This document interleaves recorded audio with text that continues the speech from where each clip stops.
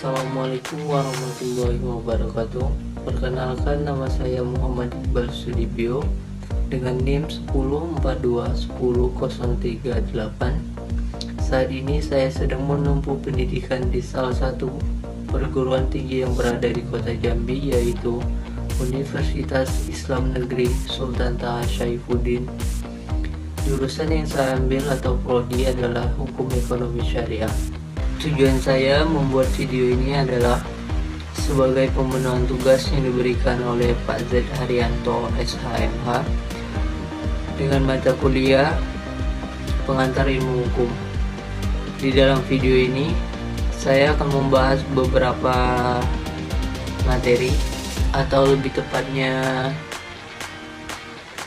2 soal yang diberikan Pak Z kepada saya, yaitu soal yang pertama adalah tujuan dan motivasi saya memilih jurusan Hukum Ekonomi Syariah di Universitas Islam Negeri Sultan Taha Saifuddin Kota Jambi sebagai pendidikan lanjut saya. Soal yang kedua adalah saya akan menyebutkan dan menjelaskan definisi hukum secara umum serta apa kegunaannya bagi saya mempelajari ilmu hukum sebagai mahasiswa Hukum Ekonomi Syariah. Kemudian saya akan menjelaskan dan menyebutkan contoh-contoh hukum tertulis maupun hukum tidak tertulis yang berada di lingkungan sekitar saya sendiri. Kita langsung saja ke pembahasan soal yang pertama, yaitu tujuan saya memilih jurusan Hukum Ekonomi Syariah karena Hukum Ekonomi Syariah itu sendiri mempelajari tentang halal haramnya suatu transaksi ekonomi berdasarkan syariah Islam, atau dilandasi dengan Al-Quran dan hadis beserta ijtihad para ulama. Tidak hanya itu saja, kita juga dibekali dengan ilmu hukum perdata dan pidana agar kita dapat melakukan pengawasan, bimbingan terhadap proses bisnis yang kita jalankan yang berbasis syariah. Ada beberapa prospek kerja yang bisa kita dapatkan jika kita mengambil jurusan Hukum Ekonomi Syariah ini. Contoh yang pertama adalah lembaga bisnis Islam. Contoh detailnya perbankan syariah, Bank Muamalah Indonesia, dan Pegadaian Syariah serta pasar modal syariah. Bank syariah adalah bank yang menjalankan kegiatan usahanya berdasarkan prinsip syariah atau prinsip hukum Islam yang diatur dalam Fatwa Majelis Ulama Indonesia, yaitu prinsip keadilan, keseimbangan, dan kemaslahatan, serta tidak mengandung gharar, masyir, riba, dan zalim, serta objek yang haram. Prospek yang kedua adalah wirausaha. Ruang lingkup wirausaha ini cukup luas. Saya akan memberikan 2 contoh penerapan wirausaha dalam Islam. Contoh yang pertama adalah ketika kita berjualan sayur, timbangannya itu jangan dilebih-lebihkan. Contoh yang kedua, ketika kita menjual barang, atau contoh detailnya kita menjual handphone, apabila handphone tersebut ada yang rusak, berkatalah dengan jujur bahwasanya handphone tersebut ada yang rusak dan handphone tersebut bukan hasil dari barang curian. Prospek yang ketiga adalah konsultan atau Dewan Pengawas Syariah. Contohnya OJK atau Otoritas Jasa Keuangan. Lembaga ini berfungsi untuk mengawasi keuangan syariah untuk menjamin seluruh produk, jasa layanan, serta operasional setiap lembaga-lembaga syariah berjalan pada prinsip syariat Islam. Baiklah, kita masuk ke pembahasan yang kedua. Hukum adalah seperangkat aturan yang bersifat memaksa, tertulis dan tidak tertulis, aturan atau larangan, dan apabila kita melanggar akan diberikan hukuman atau sanksi.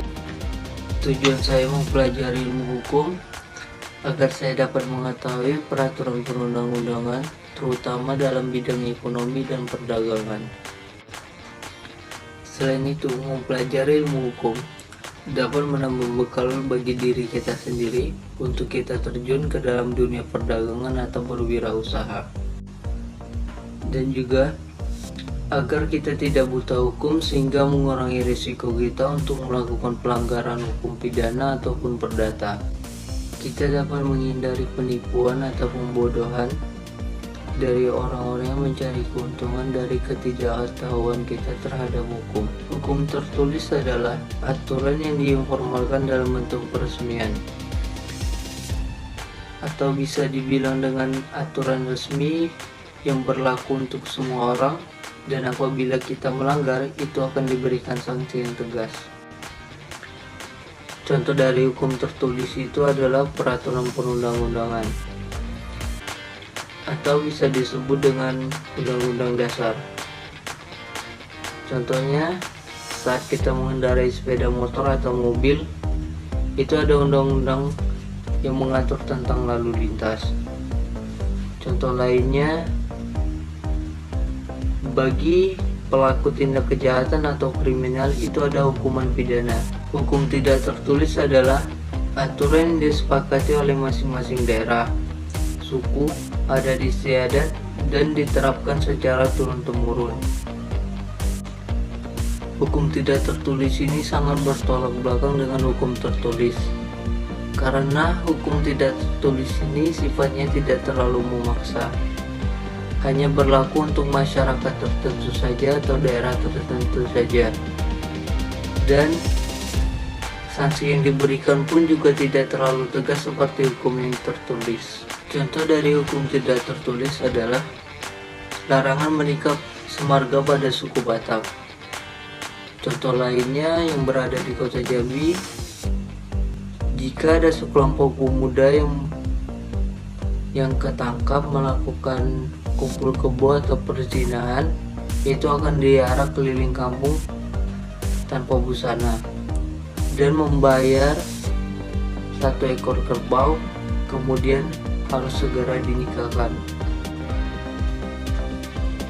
Mungkin itu saja yang dapat saya sampaikan. Sebelum videonya saya akhiri, ada beberapa hal yang saya ingin sampaikan kepada teman-teman sekalian. Kuliah bukan tentang jurusan apa yang diambil, masuk fakultas apa, tapi gimana caranya kita ngembangin pola pikir, memperkuat mental, memperdalam pengetahuan, serta memperluas relasi. Lulus kuliah bukan siap mengerjakan apa yang telah dipelajari, tapi siap ditempatkan di segala tempat dan kondisi. Sekian, terima kasih. Wassalamualaikum warahmatullahi wabarakatuh.